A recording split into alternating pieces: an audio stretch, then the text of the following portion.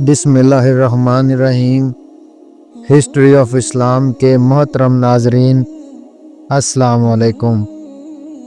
दिन ढल चुका था। मदीना की फ़िज़ा में अजीब सा सकूत छाया हुआ था। एक नौजवान लड़की फ़ातिमा अपने कमरे में आईने के सामने बैठी थी। उसकी आंखों में चमक थी और दिल में बेकरारी। कुछ दिन पहले ही एक नबी के आने की खबर फैली थी। एक शख्स जिसके दावे ने दुनिया को हिला कर रख दिया था। लोग उसे दज्जाल कहते थे, मगर उसके मानने वाले उसे नजात दहंदा, मोहब्बत का पैगंबर और अमन का बादशाह कहते थे। फातिमा ने उसके बारे में सुना था कि वो जादू जैसा इख्तियार रखता है, मुर्दों को जिंदा कर देता है, खजाने उसके कदमों में पीछे हैं और आसमान से बारिश उसके हुक्म से बरसती है। और औरतों में तो जैसे उसका जादू सर चढ़ कर बोल रहा था। वो खूबसूरत लड़कियां जो पहले दीन की पाबंद थीं, अब दज्जाल के नूरानी लश्कर में शामिल होने की बातें कर रही थीं। एक रात फातिमा ने ख्वाब में दज्जाल को देखा। वो स्याह घोड़े पर सवार, एक आंख से अंधा और पेशानी पर काफर लिखा हुआ था। मगर ख्वाब में वो इतना पुरकशिश लगा कि फातिमा की आंख खुलते ही दिल तेजी से धड़क रहा था। सुबह होते ही वो अपने कमरे से निकल पड़ी। बाहर गलियों में दज्जाल के करिंदे मोहब्बत और निजात के पैगाम के पोस्टर चस्पा कर रहे थे। औरतों के मौजमे उसके जलूसों में शरीक हो रहे थे। कुछ तो बच्चों को छोड़कर उसके काफिले में शामिल हो चुकी थीं। फातिमा भी खिंची चली जा रही थी। दज्जाल ने एक मैदान में अपना खेमा लगाया था जहां वो मुआजिज़े दिखा रहा था। एक लड़की जिसे सबसे मुर्दा समझ रहे थे, वो अचानक उठकर खड़ी हो गई। लोग हैरत से नारे मारने लगे। फातिमा ने दिल ही दिल में फैसला कर लिया, यही तो है जिसका इंतज़ार था, और वो सब भी उसके साथ हो गई। लेकिन फातिमा को क्या मालूम था कि ये सब एक धोखा है।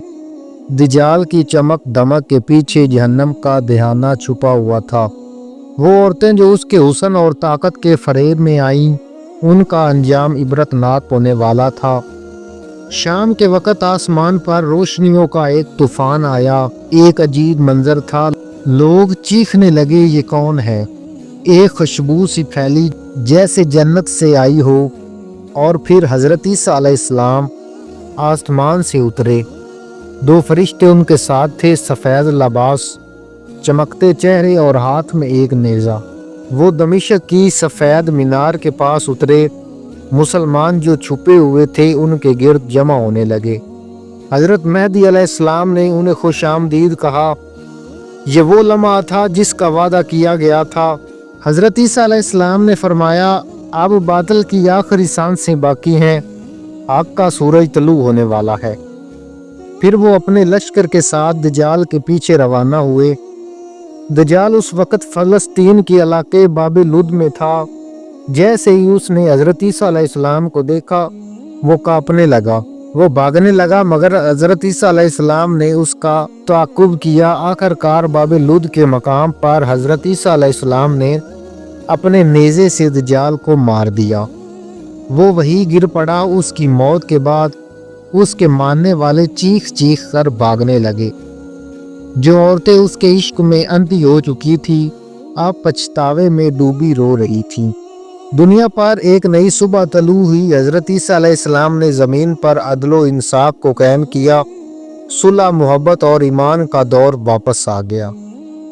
ये कहानी हमें याद दिलाती है कि दुनिया की चमक, हुस्न और वक्ती मौजज़े हमें फरेब दे सकते हैं। दज्जाल का सबसे बड़ा हथियार फरेब है, और जो औरतें या मर्द उसके बहकावे में आएंगे, वो अपनी आखिरत को दांव पर लगा देंगे। सिर्फ वही लोग बच पाएंगे जो कुरान और सुन्नत और दुआ के दामन को थामे रखेंगे। नाज़रीन, ये थी आज की वीडियो। अगर वीडियो अच्छी लगी हो तो लाइक और सब्सक्राइब करना मत भूलें। शुक्रिया।